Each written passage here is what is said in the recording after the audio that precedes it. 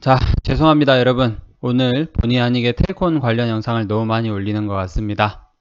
죄송합니다. 일단 구독자분들 중에서 텔콘 제약 주주분들은 얼마 안 된다는 거 저도 잘 알고 있습니다. 하지만 제가 오늘만큼은 텔콘의 그 사업 보고서를 쭉 읽어보고, 그리고 주주총회가 이제 3일 남았어요. 텔콘 RF 제약 주주총회가 30일 날 열리는데 3일 남았기 때문에, 그리고 또 제가 보유하고 있는 종목이기 때문에 이렇게 영상을 열심히 만들고 있습니다. 마지막 영상입니다.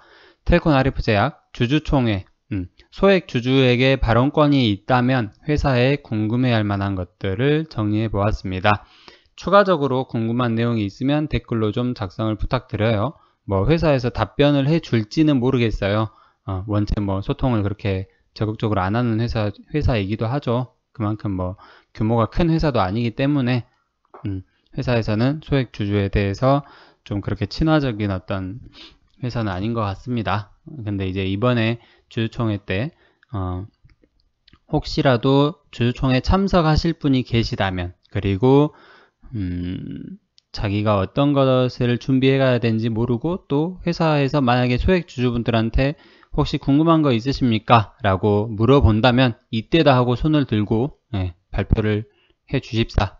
이렇게 영상을 제작을 해 보았습니다. 바로 내용 넘어갈게요.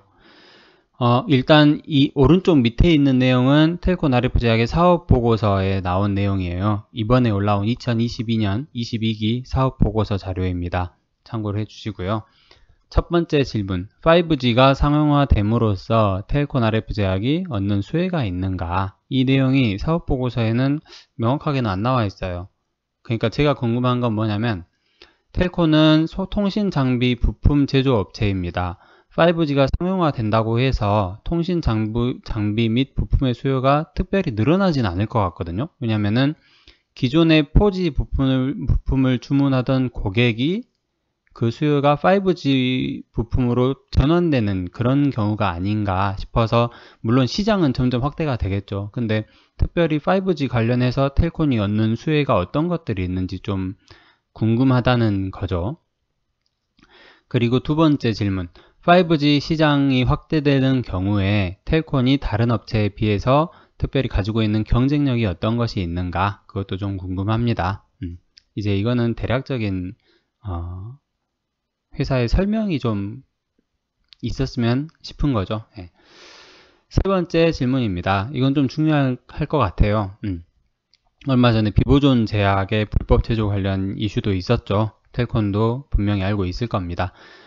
사업 보고서에 보면은 정부가 이제 제약산업 육성 및 지원에 관한 특별법을 발의를 했고, 뭐 5개년 종합계획도 실시를 했고 추진을 하고 있고, 그리고 바이오 헬스 산업을 비메모리 반도체, 그리고 미래형 자동차, 이렇게 해서 3대 주력 산업 분야로 뭐 중점적으로 육성을 한다.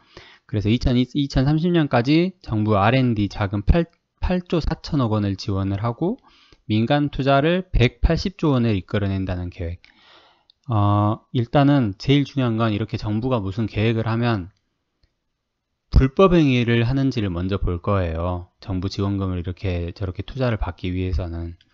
근데 비보존 제약이 공교롭게도 불과 한두 달 전에 그렇게 시끌벅적하게 뭐 회장 이두현 하면서 막 그렇게 했는데, 불과 얼마 안 지나서 불법 제조 이슈가 터졌어요. 텔콘도 약간 이렇게 텔콘이 위탁하고 있는 약품 중에 몇 가지가 또 해당되고 있는 걸로 알고 있어요. 직접적으로 생산하고 있는 약품은 아니지만.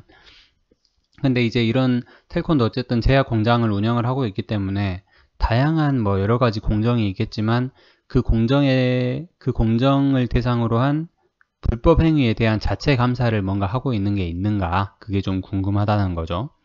텔콘 자체적으로라도 불법 행위에 대한 자체 감사를 진행하고 있는지, 그것도 좀 궁금하다는 겁니다. 네 번째입니다. 매출 실적에 보면은 코로나로 인해서 뭐 외주 수주가 뭐 줄어들고 경기가 침체되는 영향으로 RF 부문의 매출이 줄었다는 내용이 나와요. 여기서 보시면 케이블 어셈블리랑 커넥터 두 가지가 주력 상품이라고 되어 있는데, 케이블 어셈블리는 매출이 큰 타격은 없어 보여요. 그렇게 큰 타격은 없어 보여요. 내수만 좀 줄긴 했어요. 근데 커넥터 부문이 수출과 내수가 둘 다 반타작 이상이 났어요. 210억 정도 매출이 발생하던 게 60억으로 줄었거든요. 3분의 1 토막 났어요. 왜 커넥터 부문만 이렇게 코로나로 인한 어떤 타격을 입었는지, 그 어떤 연관성이 있는지, 코로나와 커넥터에 대한 커넥터 매출 감소에 대한 어떤 연관성이 있는지 회사에서 답변을 해줄 수 있는가, 그게 좀 궁금합니다. 뭔가 이렇게 자체적으로 분석을 한 게 있는지. 그리고 마지막인 것 같아요. 한 가지 정도 더 있을 거예요. 5번째 질문입니다. 뭐 5가지, 6가지 이렇게 다 듣고 있을지 모르겠어요. 텔콘에서. 5번째 질문입니다. 비보존 구주를 텔콘에서 33.4%를 처음에 양수를 했습니다. 지금은 뭐 22% 정도밖에 안 됩니다. 근데 권면 금액 34억을 양수를 했고 235억 원을 주고 양수를 했죠. 2016년에. 적은 돈이 절대 아니에요. 그동안 텔콘이 여기저기에 많이 투자를 했지만 엠마우스와 비보존은 특히 많이 투자를 했습니다. 수백억 원을 투자를 했어요. 100억, 200억이 아닙니다. 300억, 400억 뭐 이 정도 투자를 했어요. 그리고 관계 기업 투자에는 여기 보시면은 취득 원가가 473억으로 나와요. 장부 금액이 단기 말 지금 450억이에요. 정기 말, 그러니까 2019년 말엔 350억에 불과했어요. 근데 이 400억 정도 되는 이 투자 금액을 계속 기다리기만 하고 있는가, 아니면 어떤 따로 계획이 있는지, 그게 좀 궁금합니다. 막연한 기다림으로 느껴지기 때문에 질문도 막연하게 할 겁니다. 좀 궁금해요. 뭔가 계획이 있는 건지, 계속 지켜만 볼 것인가, 짝사랑하는 것도 아니고. 그것도 좀 궁금합니다. 이게 마지막인 것 같아요. 그러니까 사업의 내용에 보면은 국방에 대한 내용이 나와요. 좀 뜬금없다 라는 생각도 좀 드는데, 통신 부문은 분명히 국방이랑도 좀 연관이 있을 것 같긴 합니다. 근데 여기 41번 주석에 계속기업 관련 불확실성, 이게 이제 재무제표 주석에 나온 거고, 왼쪽에 있는 게 사업의 내용에 나온 거예요. 근데 사업의 내용에는 군 통신 장비 등의 영역에서 최고 서비스를 가능하게 해서 기술력으로 업데이트를 성도해 왔다. 그러니까 이미 진행을 하고 있나 봐요. 그리고 41번 주석에서 이에 따라, 그러니까 계속 기업 관련 불확실성에 따라 연결 기업은 국내와 해외의 중개기 매출 증가, 그리고 국방사업 진출을 노력 중이며 라고 되어 있어요. 이거 관련해서 뭔가 대략적인 내용이라도 좀 주주총회를 빌어서 얘기를 해줄 수 있는지 좀 묻고 싶습니다. 자, 마지막으로 전자투표, 우리 텔콘 RF제약의 전자투표, 주주총회는 30일 화요일인데요. 전자투표는 3월 29일 월요일까지 진행이 됩니다. 마지막 날 29일 월요일은 오후 5시까지만 시스템 접속이 가능한 점 참고해 주시고, 모바일 주소만 여기에 남겨뒀어요. 그리고 컴퓨터로 접속하실 분들은 약간 주소가 다른가 봐요.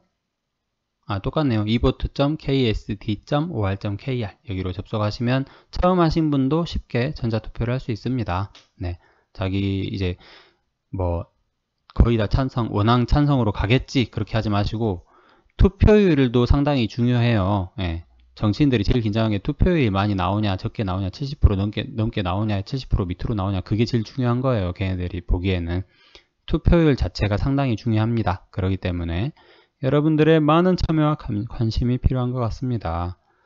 이상으로 이번 영상은 마무리 지을 거고요. 혹시라도 추가적으로 뭐 질의할 거 있으면은 댓글로 남겨주세요. 회사에서 뭐 어떻게 대응을 할지는 모르겠는데, 혹시라도 주주총회에 가실 분들이 계시다면, 그리고 본인들이 궁금한 것도 있겠지만 제가 이렇게 영상으로 다룬 것들 중에서 이거는 괜찮다 싶으면은 참고하시라고 영상으로 이렇게 다뤄보았습니다. 자, 이상으로 소액 주주에게 발언권이 있다면 텔콘 RF제약 주주총회 자리를 빌어서 회사에 궁금한 것들을 정리를 해보는 시간이었습니다. 끝까지 들어주셔서 감사드립니다.